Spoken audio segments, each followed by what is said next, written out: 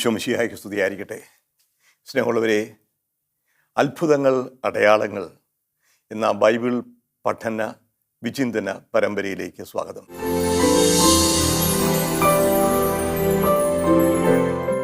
പഴയ നിയമത്തിലും പുതിയ നിയമത്തിലും കാണുന്ന നിരവധിയായ അത്ഭുതങ്ങളുടെ വിവരണങ്ങളിലൂടെ എന്തു സന്ദേശമാണ് ദൈവം നമുക്ക് നൽകുന്നത് എന്ന് കണ്ടെത്താനുള്ള ഒരു ശ്രമമാണ് നമ്മൾ ഈ പരമ്പരയിലൂടെ നടത്തുന്നത്.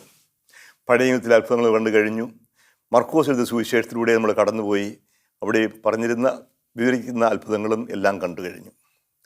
മർക്കോസ് എഴുതിയ സുവിശേഷത്തിൽ കാണുന്ന അത്ഭുതങ്ങൾ മറ്റ് സുവിശേഷങ്ങൾ രേഖപ്പെടുത്തിയിട്ടുണ്ടെങ്കിൽ അതും നമ്മൾ അതോടുകൂടി കാണുകയുണ്ടായി. ഇന്ന് മർക്കോസിലില്ലാത്തതും മറ്റ് 3 സുവിശേഷങ്ങൾ കാണുന്നതുമായൊരു സംഭവമാണ് നമ്മൾ പഠന വിഷയമാക്കാൻ ആഗ്രഹിക്കുന്നത്. അത് യേശു ശതാധിപൻ്റെ അഥവാ ഒരു രാജസേവകൻ്റെ ഭൃത്യനെ സുഖപ്പെടുത്തുന്ന സംഭവമാണ്. മത്തായി എഴുതിയ സുവിശേഷം 8-ാമത്തെ അധ്യായം 5 മുതൽ 13 വരെയുള്ള വാക്യങ്ങൾ രേഖപ്പെടുത്തിയിട്ടുണ്ട്. ലൂക്ക എഴുതിയ സുവിശേഷം 7-ാമത്തെ അധ്യായം 1 മുതൽ 10 വരെയുള്ള വാക്യങ്ങളിലും യോഹന്നാൻ എഴുതിയ സുവിശേഷം 4-ാമത്തെ അധ്യായം 46 മുതൽ 54 വരെയുള്ള വാക്യങ്ങളിലും രേഖപ്പെടുത്തിയിരിക്കുന്നത് ഒരേ സംഭവത്തിന് തന്നെ വിവരണമാണ് എന്ന കാര്യത്തിൽ വലിയ സംശയമില്ല. നമുക്ക് മത്തായി എഴുതിയ സുവിശേഷത്തും വായിക്കാം. അതിനുശേഷം ഒരു വിചിന്തനത്തിലേക്ക് കടക്കാം. മത്തായി എഴുതിയ സുവിശേഷം 8-ാമത്തെ അധ്യായം 5 മുതൽ 13 വരെയുള്ള വാക്യങ്ങൾ. യേശു കഫർനാമിൽ പ്രവേശിച്ചപ്പോൾ ഒരു ശതാധിപൻ അവൻ്റെ അടുക്കൽ വന്ന് യാചിച്ചു, കർത്താവേ, എൻ്റെ ഭൃത്യൻ തളർവാദം പിടിപെട്ട് കഠിന വേദന അനുഭവിച്ച് വീട്ടിൽ കിടക്കുന്നു. യേശു അവനോട് പറഞ്ഞു, ഞാൻ വന്ന് അവനെ സുഖപ്പെടുത്താം. അപ്പോൾ ശതാധിപൻ പ്രതിവചിച്ചു, കർത്താവേ, നീ എൻ്റെ ഭവനത്തിൽ പ്രവേശിക്കാൻ ഞാൻ യോഗ്യനല്ല. നീ ഒരു വാക്ക് ഉച്ചരിച്ചാൽ മാത്രം മതി, എൻ്റെ ഭൃത്യൻ സുഖപ്പെടും. ഞാനും അധികാരത്തിന് കീഴ്പ്പെട്ടവനാണ്, എൻ്റെ കീഴിലും പടയാളികളുണ്ട്. ഒരുവനോട് പോകുക എന്ന് പറയുമ്പോൾ അവൻ പോകുന്നു, അവരനോട് വരിക എന്ന് പറയുമ്പോൾ അവൻ വരുന്നു. എൻ്റെ ദാസനോട് ഇത് ചെയ്യുക എന്ന് പറയുമ്പോൾ അവനത് ചെയ്യുന്നു. യേശു ഇത് കേട്ട് ആശ്ചര്യപ്പെട്ട് തന്നെ അനുഗമിച്ചിരുന്നവരോട് പറഞ്ഞു, സത്യമായി ഞാൻ നിങ്ങളോട് പറയുന്നു, ഇതുപോലുള്ള വിശ്വാസം ഇസ്രായേലിൽ ഒരുവനിൽ പോലും ഞാൻ കണ്ടിട്ടില്ല. വീണ്ടും ഞാൻ നിങ്ങളോട് പറയുന്നു, കിഴക്ക് നിന്നും പടിഞ്ഞാറ് നിന്നും നിരവധി ആളുകൾ വന്ന് അബ്രാഹത്തിനോടും ഇസഹാക്കിനോടും യാക്കോബിനോടും കൂടെ സ്വർഗരാജ്യത്തിൽ വിരുന്നിനിരിക്കും.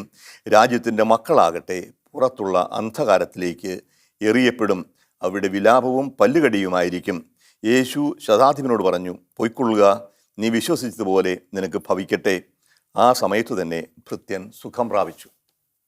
ഇതാണ് മത്തായി എഴുതിയ സുവിശേഷത്തിലെ ഒരു വിവരണം.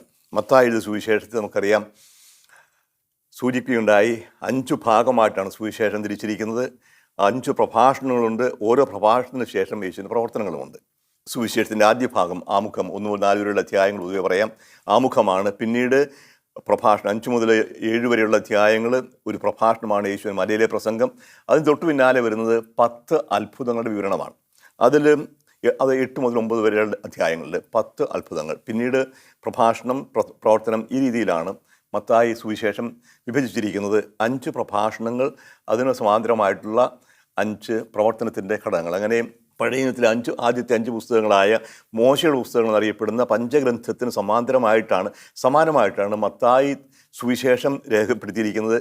5 ഭാഗമായി തിരിച്ചു. അപ്പോൾ യേശുവിനെ പുതിയ മോശയായി ചിത്രീകരിക്കുന്ന ഒരു സൂചനയും എടുക്കണം. അപ്പോൾ ഇവിടെ സുവിശേഷത്തിലെ മത്തായി സുവിശേഷത്തിലെ അത്ഭുതങ്ങളുടെ പട്ടികയിൽ 2-ാമത്തേതാണ്. 8 മുതൽ 10 വരെ 9 വരെയുള്ള അധ്യായം 8-9 അധ്യായങ്ങളിൽ 10 അത്ഭുതങ്ങൾ മത്തായി രേഖപ്പെടുത്തിയിട്ടുണ്ട്. ആദ്യത്തേത് കുഷ്ഠരോഗിയെ സുഖപ്പെടുത്തുന്നതാണ്. മർക്കോസിൻ്റെ സുവിശേഷത്തിലെ അതേ ഒരു ക്രമമല്ല, ചരിത്രക്രമമല്ല മത്തായി എടുത്തിരിക്കുന്നത്. മത്തായി തൻ്റെതായ രീതിയിൽ അവതരിപ്പിക്കുന്നു. ആദ്യത്തെ കുഷ്ഠരോഗിയെ സുഖപ്പെടുത്തുന്നത്, 2-ാമത് ശതാധിപൻ്റെ വൃത്തിനെ സുഖപ്പെടുത്തുന്നു, 3 പത്രോസ് സമൂഹത്തിൽ അമ്മായിയമ്മയെ സുഖപ്പെടുത്തുന്നു, 4-ാമത്തേത് കൊടുങ്കാറ്റിനെ ശാന്തമാക്കുന്നു, 5 പിശാചുബാധിതനെ സുഖപ്പെടുത്തുന്നു, 6 തളർവാദ രോഗിയെ സുഖപ്പെടുത്തുന്നു, രക്തസ്രാവക്കാരിയെ സുഖപ്പെടുത്തുന്നു, 7 ഭരണാധികാരിയുടെ മകൾ ജായിറൂസിൻ്റെ മകളെ മരണത്തിന് ഉയർപ്പിക്കുന്നു, 8 അന്ധർക്ക് കാഴ്ച നൽകുന്നു, 9 ഊമനെ സുഖമാക്കുന്നു, 10. ഇങ്ങനെ 2 അധ്യായങ്ങളിൽ 10 അത്ഭുതങ്ങൾ മത്തായി രേഖപ്പെടുത്തിയിട്ടുണ്ട്. ആ 10 അത്ഭുതങ്ങൾ ഈജിപ്തിലെ 10 ബാധകൾക്ക് സമാന്തരമായിട്ടാണ് അവതരിപ്പിക്കുന്നത് എന്ന് പൊതുവെ കരുതപ്പെടുന്നു. ഈജിപ്തിലത് ശിക്ഷയുടെ അടയാളങ്ങളായിരുന്നെങ്കിൽ ഇവിടെ രക്ഷയുടെ അടയാളങ്ങളായിട്ടാണ് കാണുക. അപ്പോൾ ഈ 10 അടയാളങ്ങളിൽ 2-ാമത്തേതാണ് ശതാധിപൻ്റെ ഭൃത്യനെ സുഖപ്പെടുത്തുന്നത്. മത്തായും ലൂക്കായും യോഹന്നാനും രേഖപ്പെടുത്തിയിട്ടുണ്ടെങ്കിൽ ചില വ്യത്യാസങ്ങളും ഇവർ തമ്മിൽ കാണാം. ഉദാഹരണത്തിന് യേശു കഫർനാമിൽ പ്രവേശിച്ചപ്പോൾ ഒരു ശതാധിപൻ അവൻ്റെ അടുക്കൽ വന്ന് യാചിച്ചു. ശതാധിപൻ ആരാണ് എന്ന് ചോദിക്കാം. ശതാധിപൻ 100 പടയാളികളുടെ മേലെ ആധിപത്യമുള്ള ഉത്തരവാദിത്വമുള്ള ഒരു സൈനികനാണ്. അപ്പോൾ ഈ കഫർനാമിലെ ഈ ശതാധിപൻ ഹെറോദേസ് അന്തിപ്പാസിൻ്റെ സൈന്യത്തിലെ ഒരു വ്യക്തിയായിരിക്കാനാണ് സാധ്യത. ആ വ്യക്തി ഒരുപക്ഷെ റോമക്കാരനായിരുന്നു എന്ന് ബൈബിൾ വ്യാഖ്യാതാക്കൾ കരുതുന്നു. റോമൻ പടയാളിയിൽപ്പെട്ട ഒരാൾ ഹെറോദേസിൻ്റെ സൈന്യത്തിലെ ശതാധിപനായി വർത്തിക്കുന്നതാവാം. അവൻ വരുന്നത് വലിയ യാചനയോട് കൂടിയാണ്. അതേസമയം ലൂക്കായുടെ സുവിശേഷത്തിലേക്ക് വരുമ്പോഴേക്കും ഈ ശതാധിപൻ യേശുവിൻ്റെ അടുക്കിലേക്ക് വരാൻ ധൈര്യപ്പെടുന്നില്ല. ലൂക്ക സുവിശേഷം 7-ാമത്തെ അധ്യായം 1 മുതലുള്ള വാക്യങ്ങൾ പ്രകാരം കാണും. യേശു ജനങ്ങളോടുള്ള പ്രബോധനം അവസാനിപ്പിച്ച് കഫർനാമിലേക്ക് പോയി. അവിടെ ഒരു ശതാധിപൻ്റെ ഭൃത്യൻ രോഗം ബാധിച്ച് ആസന്ന മരണനായി കിടന്നിരുന്നു. അവൻ യജമാനന് പ്രിയങ്കരനായിരുന്നു. ശതാധിപൻ യേശുവിനെ പറ്റി കേട്ട് തൻ്റെ ഭൃത്യനെ സുഖപ്പെടുത്തണമെന്ന് അപേക്ഷിക്കാൻ ചില യഹൂദ പ്രമാണികളെ അവൻ്റെ അടുത്തേക്ക് അയച്ചു. ഇപ്പോൾ മത്തായി എഴുതിയ സുവിശേഷത്തിൽ ശതാധിപൻ നേരിട്ട് വരുന്നു. ലൂക്കാ എഴുതിയ സുവിശേഷത്തിൽ നേരിട്ട് വരാൻ ധൈര്യപ്പെടുന്നില്ല. അത്രമാത്രം വിനയമുള്ളവനാണ് ഈ ശതാധിപൻ. അതുകൊണ്ട് യഹൂദ പ്രമാണികളെയാണ് അയക്കുക.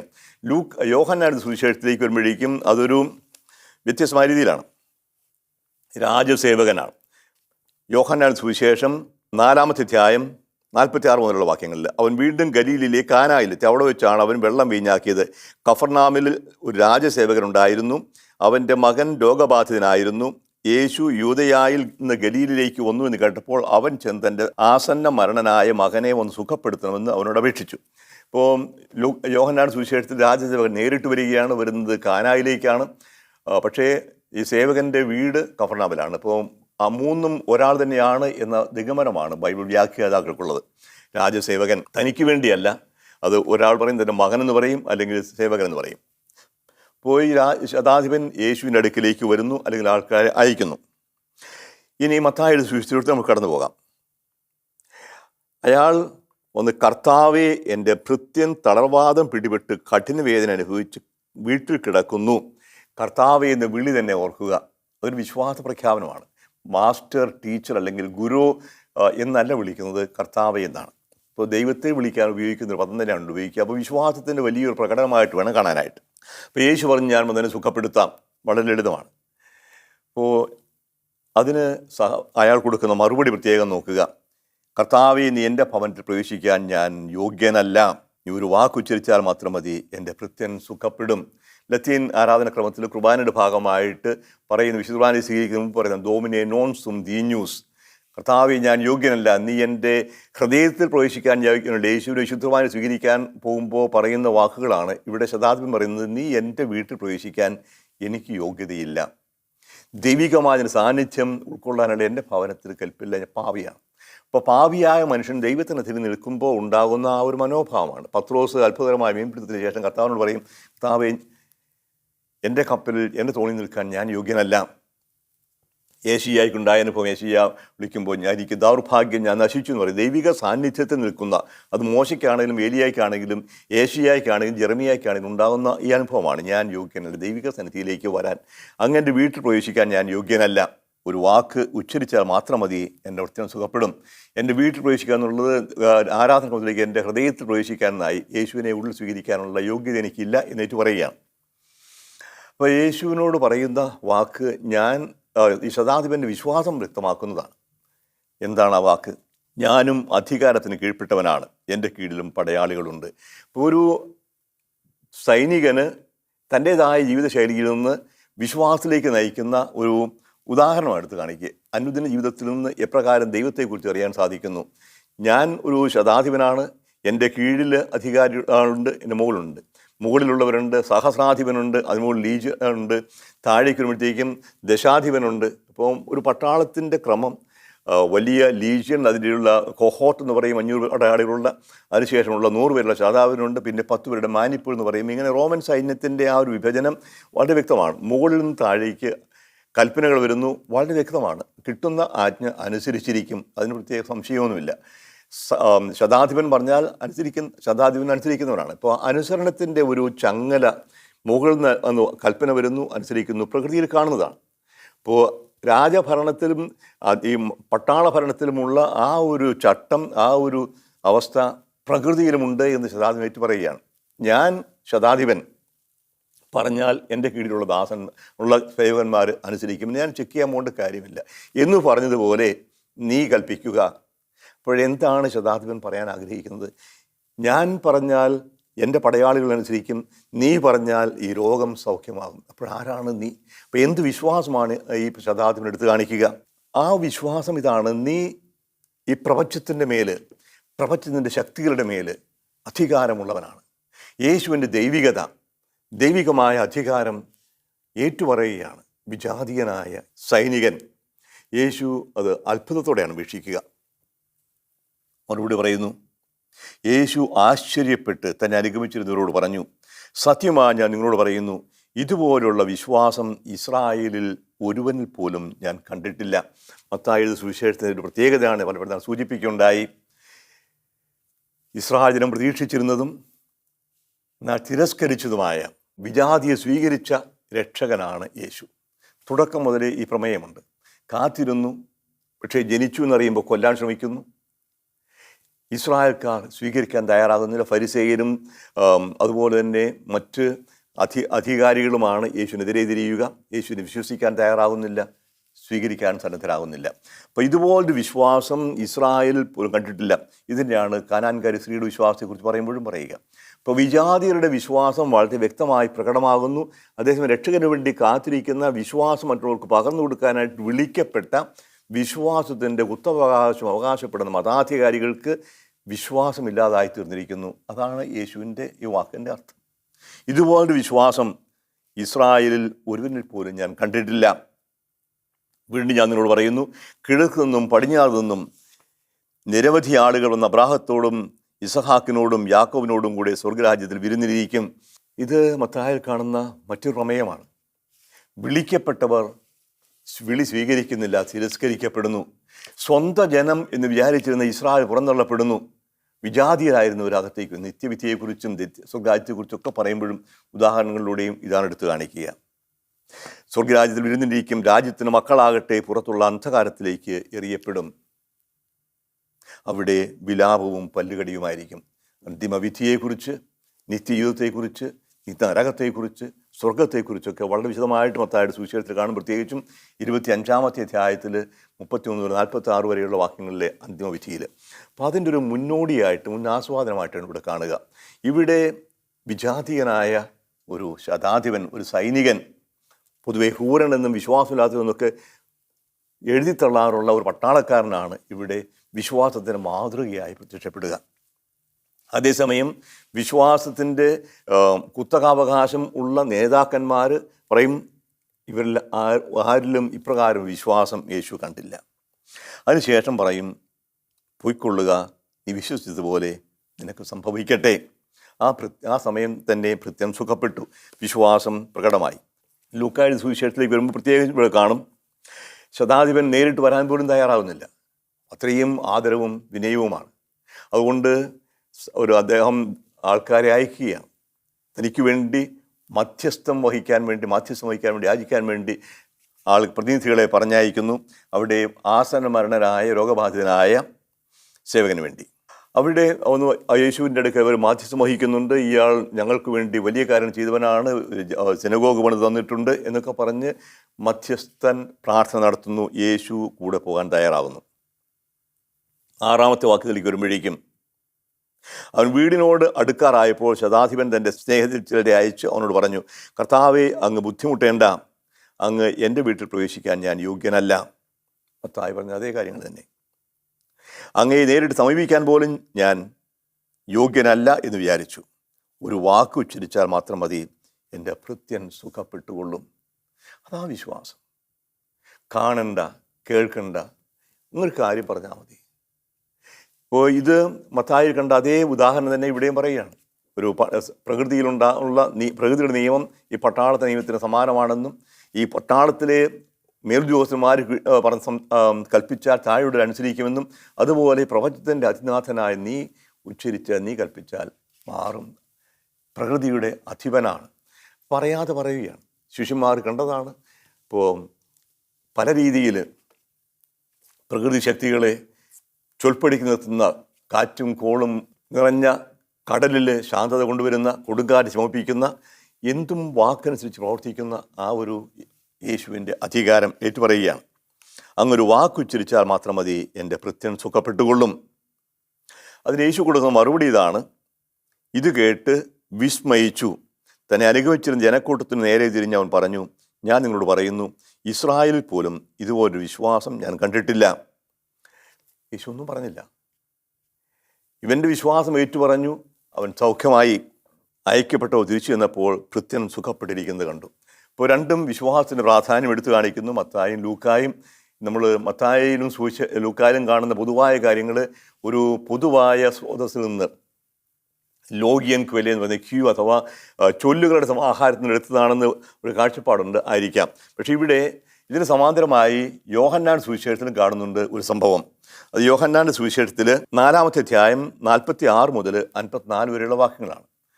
യോഹന്നാൻ സുവിശേഷം വിശദമായിട്ട് പഠിക്കും. യോഹന്നാൻ സുവിശേഷത്തിലെ അത്ഭുതങ്ങൾ 8 അത്ഭുതങ്ങളാണ് രേഖപ്പെടുത്തിയിരിക്കുന്നത് അടയാളങ്ങളായിട്ട്. അതിൽ 2-ാമത്തെ അടയാളമാണിത്. ഇപ്പോൾ മത്തായിലും ലൂക്കായിലും കണ്ട സംഭവം അല്പം കൂടി വ്യത്യസ്തമായ രീതിയിലാണ് യോഹന്നാൻ അവതരിപ്പിക്കുക. പക്ഷേ ഇതൊരു അടയാളമായിട്ട് കാണുന്നു. 4-ാം അധ്യായം 46 മുതൽ 54 വരെയുള്ള വാക്യങ്ങൾ. അവൻ വീണ്ടും ഗലീലിലെ കാനായിലെത്തി. അവിടെ വെച്ചാണ് അവൻ വെള്ളം വീഞ്ഞാക്കിയത്. ആദ്യത്തെ അത്ഭുതം, ആദ്യത്തെ അടയാളം കാനായിൽ വെച്ചായിരുന്നു. കഫർനാമിൽ നിന്ന് ഒരു രാജസേവകനുണ്ടായിരുന്നു. അവൻ്റെ മകൻ രോഗബാധിതനായി. നേരത്തെ പറഞ്ഞു രാജസേവകൻ ശതാധിപനാണ്. ഇവിടെ ശതാധിപൻ്റെ ഭൃത്യനാണ്. യോഹന്നാൻ്റെ ഒന്നിക്കും അതും മകനാണ്. യേശു യൂദയായിൽ നിന്ന് ഗലീലയിലേക്ക് വന്ന എന്ന് കേട്ടപ്പോൾ അവൻ ചെന്ന് തൻ്റെ ആസന്ന മരണനായ മകനെ വന്ന് സുഖപ്പെടുത്തണമെന്ന് അവനോട് അപേക്ഷിച്ചു. ഇവിടെ രാജസേവകൻ നേരിട്ട് വരികയാണ് ചെയ്യുക. രാജസേവകൻ എന്ന് പറയുമ്പോഴേക്കും വ്യക്തമാണ്, ഹെറോദേസ് അന്തിപ്പാസിൻ്റെ സേവകനാണ് രാജസേവകൻ. ശതാധിപൻ സൈന്യത്തിലെ 100 പേരുടെ ആധിപത്യമുള്ളവനാണ് ശതാധിപൻ, 100 പേരുടെ. ഇവിടെ രാജസേവകൻ ആശയം ഒന്ന് തന്നെ, വാക്കുകൾ വ്യത്യസ്തമെന്നേ ഉള്ളൂ. അവൻ ചെന്ന് തൻ്റെ ആസന്ന മരണനായ മകനെ സുഖപ്പെടുത്തണമെന്ന് അപേക്ഷിച്ചു. ഇപ്പോൾ യേശുവിൻ്റെ പ്രതികരണം വ്യത്യസ്തമാണ്. യോഹന്നാൻ സുവിശേഷത്തിൽ എടുത്തു കാണിക്കുന്ന പ്രതികരണവും രാജസേവകൻ്റെ പ്രതികരണവും വ്യത്യസ്തമാണ്. യേശു പറഞ്ഞു, അടയാളങ്ങളും അത്ഭുതങ്ങളും കാണുന്നില്ലെങ്കിൽ നിങ്ങൾ ഒരിക്കലും വിശ്വസിക്കുകയില്ലല്ലോ. ഇത് കാഴ്ചപ്പാട് കേൾക്കുമ്പോഴേക്കും ഈ രാജസേവകൻ ഒരു യഹൂദനായിരുന്നു എന്ന ചിന്തയാണ് ഉണ്ടാവുക. അപ്പോൾ ഇസ്രായേലിൻ്റെ നേതാക്കന്മാർ, ഇസ്രായേൽ ജനങ്ങൾ അടയാളങ്ങൾ പ്രതീക്ഷിച്ചിരുന്നവരാണ്. അടയാളം കാണാതെ, അത്ഭുതം കാണാതെ വിശ്വസിക്കുകയില്ലല്ലോ. ആ രാജസേവകൻ തൻ്റെ വിശ്വാസം ഏറ്റുപറയാനുള്ള അവസരം കൂടിയാണ് യേശുവിടെ കൊടുക്കുന്നത്. അപ്പോൾ ആ സേവകൻ അവനോട് അപേക്ഷിച്ചു, കർത്താവേ, എൻ്റെ മകൻ മരിക്കും മുമ്പ് വരണമേ. അപ്പോൾ അവന് വിശ്വാസമുണ്ട്, യേശു വന്ന് കൈവച്ചാൽ സുഖം പ്രാപിക്കും. അപ്പോൾ വിശ്വാസത്തിന് പരിധിയുണ്ട്. യേശുവിന് ശക്തിയിൽ വിശ്വസിക്കുന്നു. പക്ഷേ യേശു എന്ത് ചെയ്യണമെന്ന് ഇയാൾ പറയുകയാണ്, വരണം, തൊട്ട് സുഖപ്പെടുത്തണം. മറ്റ് 2 സുവിശേഷങ്ങൾ കാണുന്നത് അങ്ങ് വരേണ്ട, ഒരു വാക്ക് പറഞ്ഞാൽ മതി. അപ്പോൾ അത്രയും ആഴമേറിയ വിശ്വാസമല്ല ഇവിടെയുള്ളത്. എന്നാലും യേശു അവന് സൗഖ്യം നൽകുന്നുണ്ട്. രാജസേവകൻ അവനോട് അപേക്ഷിച്ചു, കർത്താവേ, എൻ്റെ മകൻ മരിക്കും വരണമേ. യേശു പറഞ്ഞു, പൊയ്ക്കൊള്ളുക, നിൻ്റെ മകൻ ജീവിക്കും. യേശു പറഞ്ഞ വചനം വിശ്വസിച്ച് അവൻ പോയി. അപ്പോൾ ഇവിടെ വിശ്വാസം ഉണ്ടാവുകയാണ്. വന്നില്ല, പക്ഷേ യേശുവിൻ്റെ വാക്ക് വിശ്വസിച്ചു. പോകും വഴി മകൻ സുഖം പ്രാപിച്ചിരിക്കുന്നു എന്ന വാർത്തയുമായി ഭൃത്യന്മാർ എതിരെ വന്നു. ഏതു സമയത്താണ് അവൻ്റെ സ്ഥിതി മെച്ചപ്പെട്ടത് എന്ന് അവൻ അന്വേഷിച്ചു. ഇന്നലെ 7-ാം മണിക്കൂറിൽ പനി വിട്ടുമാറി എന്ന് പറഞ്ഞു. ഇപ്പോൾ വളരെ വ്യക്തമായിട്ടും നിന്റെ മകൻ ജീവിക്കുമെന്ന് യേശു പറഞ്ഞത് ആ മണിക്കൂറിൽ തന്നെയാണെന്ന് ആ പിതാവ് മനസ്സിലാക്കി. അവനും കുടുംബം മുഴുവനും വിശ്വസിച്ചു. യൂദയായിൽ നിന്ന് ഗലീലിലേക്ക് വന്നപ്പോൾ യേശു പ്രവർത്തിച്ച 2-ാമത്തെ അടയാളമാണിത്. അടയാളം, 1-ാമത്തെ അടയാളം കാനായിലെ കല്യാണ വിരുന്നിൽ സംഭവിച്ച 2-ാമത്തെ അടയാളമാണ്. ഈ അടയാളം ഇവർ സ്വീകരിക്കാൻ തയ്യാറാകുന്നു. ശതാധിപനും അവൻ്റെ കുടുംബം മുഴുവനും യേശുവിൽ വിശ്വസിച്ചു. ആ വിശ്വാസത്തെ സഹായിക്കുന്നതാണ് ഈ സൗഖ്യം. സൗഖ്യം ലഭിച്ചത് വിശ്വാസത്തിന് സഹായമായ വിശ്വാസമാണ് സൗഖ്യത്തിലേക്ക് നയിക്കുന്നത്. ആ അടയാളം വിശ്വാസം ശക്തിപ്പെടുത്താൻ ഇടയാവുകയും ചെയ്തു.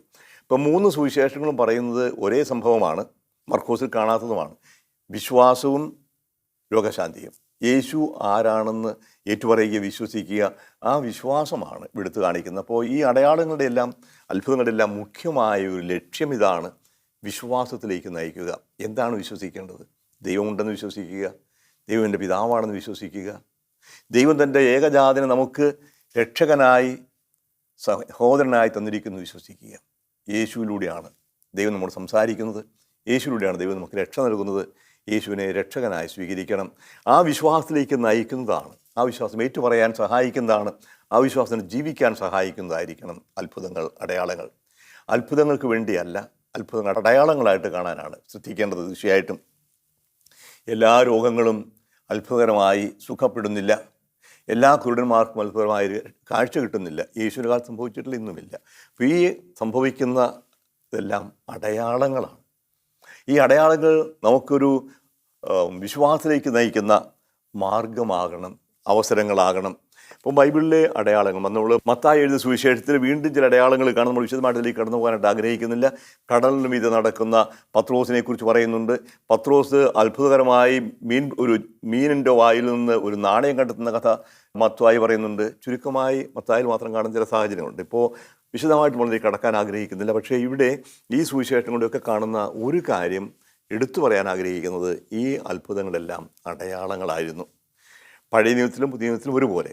ഇപ്പോൾ മർക്കോസിലൂടെ നമ്മൾ കണ്ടു, മറ്റു 3 സുവിശേഷങ്ങൾ കാണുന്ന ശതാധിപൻ്റെ വൃത്യൻ്റെ സൗഖ്യം കണ്ടു. ഇനി ലൂക്കായിലും യോഹന്നാനിലും മാത്രം കാണുന്ന അത്ഭുതങ്ങൾ നമ്മൾ കാണാൻ പോവുകയാണ്. പക്ഷേ ഇവിടെ ഒരു ഇടക്കാല തീരുമാനം എന്നതുപോലെ എടുത്തു കാണിക്കുന്നത് അത്ഭുതത്തിൻ്റെ അർത്ഥമാണ്. അടയാളങ്ങൾ. അടയാളങ്ങൾക്ക് വേണ്ടി കാത്തിരിക്കാതിരിക്കുക, അസാധാരണമായതിനു വേണ്ടി കാത്തിരിക്കരുത് ആണല്ലോ. അടയാളങ്ങൾ കണ്ടില്ലെങ്കിൽ നിങ്ങൾ വിശ്വസിക്കില്ല എന്ന് യോഹന്നാൻ പറയുന്നുണ്ട്. അപ്പോൾ വിശ്വാസത്തിലേക്ക് നയിക്കാൻ സഹായിക്കുന്ന അടയാളങ്ങളാണ് അത്ഭുതങ്ങൾ. പക്ഷേ എപ്പോഴും അടയാളങ്ങൾ ഉണ്ടാകണമെന്നില്ല. ലഭിക്കുന്ന അടയാളങ്ങൾ മനസ്സിലാക്കുക. എനിക്ക് ശ്വസിക്കാൻ സാധിക്കുന്നെങ്കിൽ, എനിക്ക് ജീവനുണ്ടെങ്കിൽ, ഞാൻ കഴിക്കുന്ന ആഹാരം എൻ്റെ ജീവൻ്റെ ഭാഗമായി മാറുന്നെങ്കിൽ, എനിക്ക് കണ്ണുതുറന്ന് കാണാൻ സാധിക്കുന്നില്ല, എനിക്ക് സംസാരിക്കാൻ സാധിക്കുന്നെങ്കിൽ, ഞാൻ സംസാരിക്കുന്നവർക്ക് മനസ്സിലാക്കാൻ സാധിക്കുന്നെങ്കിൽ, ഇതെല്ലാം അടയാളങ്ങളല്ലേ? ഇതെൻ്റെ കഴിവല്ലല്ലോ. എന്നെ ഞാനാക്കുന്ന, നിങ്ങളെ നിങ്ങളാക്കുന്ന, നമുക്ക് ജീവൻ നൽകുന്ന, ഈ പ്രപഞ്ചത്തെ പരിപാലിക്കുന്ന, നിലനിർത്തുന്ന ഒരു ശക്തി ഇതിൻ്റെ പിന്നിലില്ലേ? ആ ശക്തിയെ എന്ന് ദൈവമെന്ന് വിളിക്കുക.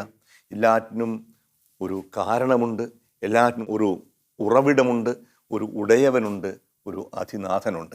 അപ്പോൾ അസാധാരണ സംഭവങ്ങൾക്ക് വേണ്ടി കാത്തു നിൽക്കാതെ സാധാരണമായ സംഭവങ്ങളിൽ, അനുദിന ജീവിതത്തിൽ സാധാരണമെന്ന് കരുതുന്ന കാര്യങ്ങളിൽ ദൈവിക സാന്നിധ്യം, ദൈവത്തിൻ്റെ ശക്തി, ദൈവത്തിൻ്റെ കരുണയും കരുതലും കരുത്തും നമ്മൾ മനസ്സിലാക്കാനായിട്ട് ശ്രമിക്കണം. അതുകൊണ്ടാണ് ഈ അത്ഭുതങ്ങൾക്ക് അടയാളങ്ങൾ എന്ന പേര് ഇതിനെ കൊടുക്കുക. യോഹന്നാനെ സംബന്ധിച്ചോളം ഇത് അടയാളങ്ങളാണ്. യേശു പ്രവർത്തിച്ച ആദ്യത്തെ അടയാളം കാനായിൽ വെള്ളം വീഞ്ഞാക്കിയതാണ്. രണ്ടാമത്തെ അടയാളമാണ് നമ്മുടെ കാണുക. ഇനി അടുത്ത ദിവസങ്ങളിൽ യോഹന്നാൻ്റെ സുവിശേഷത്തിൽ കാണുന്ന മറ്റ് അടയാളങ്ങൾ നമ്മൾ പഠിക്കാൻ ശ്രമിക്കുന്നതായിരിക്കും. ലൂക്കായുടെ സുവിശേഷത്തിൽ മാത്രം കാണുന്ന അത്ഭുതങ്ങൾ നമ്മൾ പഠന വിഷയമാക്കും. തൽക്കാലം നമുക്ക് പ്രാർത്ഥനയോടെ അവസാനിപ്പിക്കാം. കാന്യവാനും സ്നേഹനിധിയുമായ ദൈവമേ, സാധാരണവും അസാധാരണവുമായ എല്ലാ കാര്യങ്ങളിലും സംഭവങ്ങളിലും അങ്ങയുടെ സാന്നിധ്യം, അങ്ങയുടെ ശക്തി, അങ്ങയുടെ കരുതൽ ഞങ്ങൾ തിരിച്ചറിയാനുള്ള കൃപ നൽകണമേ. അസാധാരണ സംഭവങ്ങൾക്കും അത്ഭുതങ്ങൾക്കും വേണ്ടി കാത്തിരിക്കാതെ ഓരോ നിമിഷവും അങ്ങ് ഞങ്ങളെ പരിപാലിക്കുന്ന, ഞങ്ങളെ കൈപിടിച്ച് നടത്തുന്ന ആ അനന്തമായ സ്നേഹത്തെ തിരിച്ചറിയാനുള്ള കൃപ ഞങ്ങൾക്ക് പ്രദാനം ചെയ്യണമേ. നിത്യം പിതാവും പുത്രനും പരിശുദ്ധാത്മാവുമായ സർവേശ്വര. ആമേൻ.